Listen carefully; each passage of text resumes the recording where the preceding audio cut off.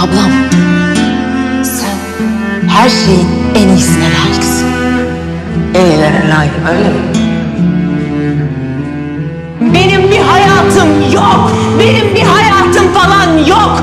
Ben artık bundan bıktım. Bıktım. Dayanamıyorum, yapamıyorum. Yapamıyorum ya. O yüzden tamam. En kötüsü, en acılısı olsun ama özgür olayım.